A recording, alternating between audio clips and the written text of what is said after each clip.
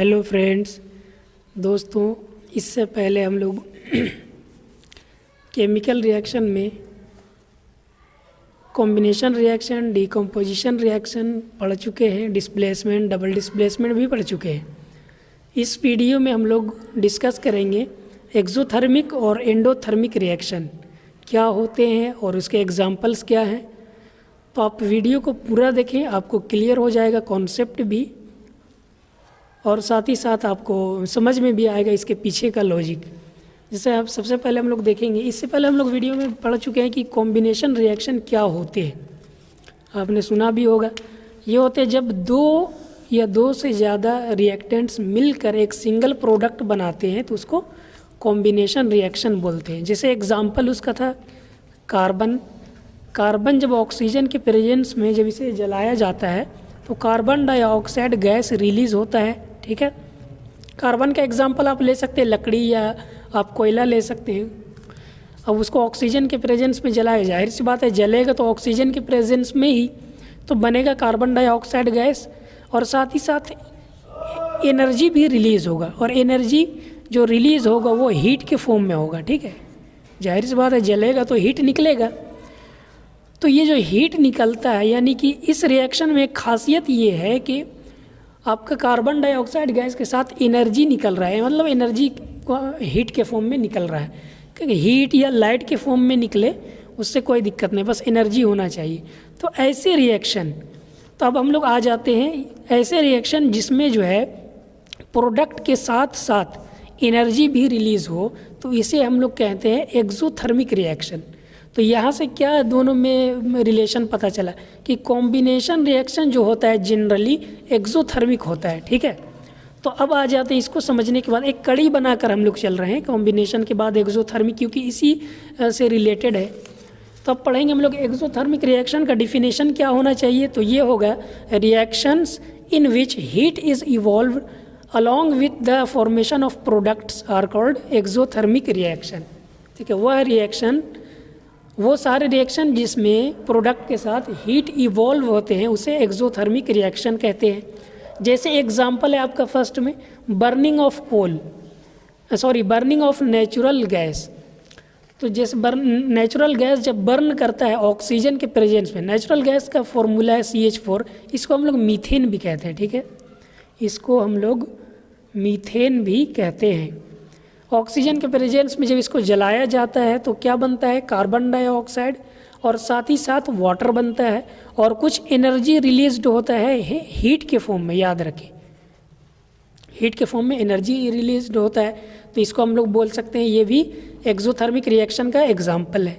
अच्छा, एक बात याद रखें, CH4 ये मीथेन गैस ये आपका हाइड्रोकार्बन है। तो हाइड्रोकार्बन जब भी बर्न करेगा तो कार्बन डाइऑक्साइड गैस रिलीज होगा, इसको आप याद रखें, आगे आपको काम देगा।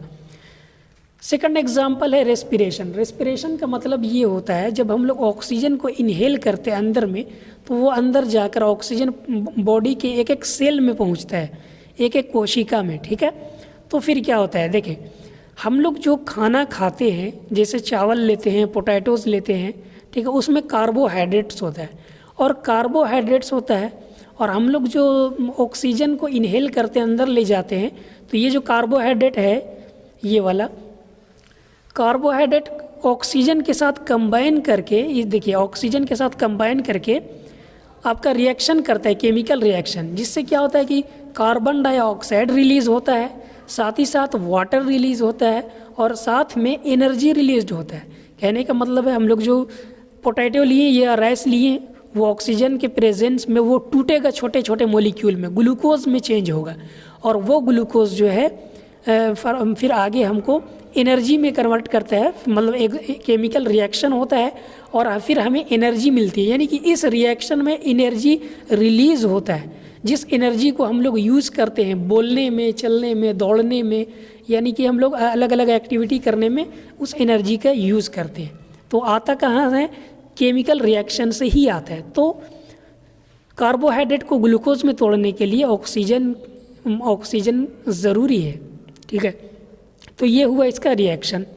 अब हम लोग इसको बैलेंस करेंगे। देखिए इस एग्जाम्पल को आप याद रखें, हम लोग इसको बैलेंस इस तरह से करते हैं कि यहाँ पे भी आप 6 लगा दें, यहाँ भी 6 लगा दें और यहाँ पे भी 6 लगा दें। तो ये आपका जो ग्लूकोज है ये एक्वस में था, ऑक्सीजन एक्वस में था, क्योंकि हम लोग के ब्लड के साथ साथ ऑक्सीजन पहुँचता है बॉडी के अंदर। कार्बन डाइऑक्साइड ये भी एक्वस फॉर्म में होता है और वाटर निकलता है, रिलीज होता है, ठीक है। और साथ ही साथ एनर्जी रिलीज होता है जिसे हम लोग यूटिलाइज करते हैं अपने डेली वर्क करने में, ठीक है। ये हुआ एग्जाम्पल एक्सोथर्मी का। साथ ही साथ तीसरा एग्जाम्पल है the decomposition of vegetables matter into compost. Vegetable जो होता है कंपोस्ट में जो चेंज होता है, जो हम लोग आपका कूड़ा में फेंकते हैं, जैसे फल वगैरह का जो वेस्ट होता है तो वो डिकम्पोज होता है, वो भी एक्सोथर्मिक, उसमें से भी हीट रिलीज होता है, लेकिन हमें दिखाई नहीं देता, वो बहुत स्लो प्रोसेस है, ठीक है। लेकिन ये भी एक्सोथर्मिक रिएक्शन का ही एग्जाम्पल है, ठीक है। इसका आपको फॉर्मूला लिखने का ज़रूरत नहीं है, रिएक्शन बस 2 काफ़ी है। थर्ड में हम लोग आ जाते हैं उसके बाद एंडोथर्मिक रिएक्शन क्या होता है। इससे पहले जो हम लोग पढ़ चुके थे, हम लोग रिएक्शन पढ़े थे डीकम्पोजिशन रिएक्शन, जिसमें ये आपका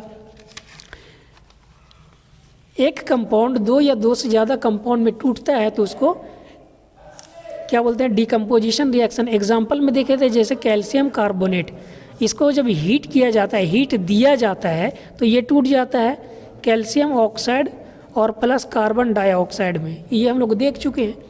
तो यहाँ पे आप देखिएगा इस रिएक्शन में कैल्शियम कार्बोनेट, जिसको हम लोग बोलते हैं लाइमस्टोन, इसको तोड़ने के लिए हीट दिया जाता है। या फिर आप और भी एग्जांपल देखे थे, उसमें कुछ रिएक्शन ऐसे होते हैं जिसमें आपको कंपाउंड को तोड़ने के लिए लाइट एनर्जी दिया जाता है, किसी में हमको इलेक्ट्रिसिटी दिया जाता है। तो किसी भी फॉर्म में हम लोग एनर्जी देते हैं, हीट या इलेक्ट्रिसिटी, ठीक है, या फिर आपका लाइट देते हैं, सनलाइट वगैरह। तो ये सब क्या है, एनर्जी ही तो है। तो हमको किसी कंपाउंड को तोड़ने में एनर्जी का यूज़ किया जाता है, मतलब वो टूटने के लिए, डिकम्पोज होने के लिए एनर्जी को लेता है। तो ऐसे रिएक्शन को हम लोग एंडोथर्मिक रिएक्शन बोलते हैं। एंडो मतलब कि देना, ठीक है, इंटर करना, ठीक है। तो इसका एग्जाम्पल, इसका डिफिनेशन हो जाएगा reactions in which energy is absorbed are called exothermic reaction. जैसे एग्जाम्पल है फेरस सल्फेट, इसको अगर हम लोग हीट करते हैं तो ये फेरिक ऑक्साइड, सल्फर डाइऑक्साइड और सल्फर ट्राइऑक्साइड में टूट जाता है। ये दोनों गैस है इसलिए जी लिखा हुआ है, ये सॉलिड के फॉर्म में है, ये भी सॉलिड था। तो इस रिएक्शन में हमको हीट देना पड़ा इस कंपाउंड को तोड़ने के लिए, ठीक है।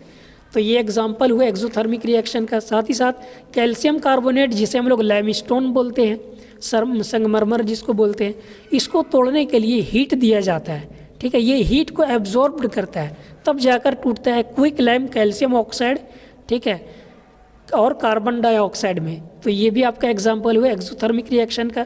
थर्ड एग्जाम्पल है लेड नाइट्रेट। लेड नाइट्रेट में जब हीट दिया जाता है तो ये लेड ऑक्साइड और नाइट्रोजन डाइऑक्साइड और ऑक्सीजन में टूट जाता है, ठीक है। तो यहाँ पे आप सारा का सारा ये एग्जाम्पल एंडोथर्मिक रिएक्शन का एग्जाम्पल हुआ। तो इसके अलावा सिर्फ हम हीट वाला एग्जाम्पल लिए, हीट के अलावा इलेक्ट्रिसिटी और लाइट भी हो सकता है। बस एनर्जी का कोई भी फॉर्म हो, अगर वो एब्जॉर्ब करता है तो इसे एंडोथर्मिक रिएक्शन बोलते हैं। इसके आगे हम लोग कंटिन्यू करेंगे, वीडियो में देखेंगे कि रिएक्शन को किस तरह बैलेंस किया जाता है, एक्सरसाइज का क्वेश्चन और इन टेक्स्ट क्वेश्चन को सॉल्व करेंगे। तो वीडियो को लाइक करें और चैनल को ज़रूर सब्सक्राइब करें ताकि आपको टाइम टू टाइम नोटिफिकेशन भी मिल जाए। Thanks for watching.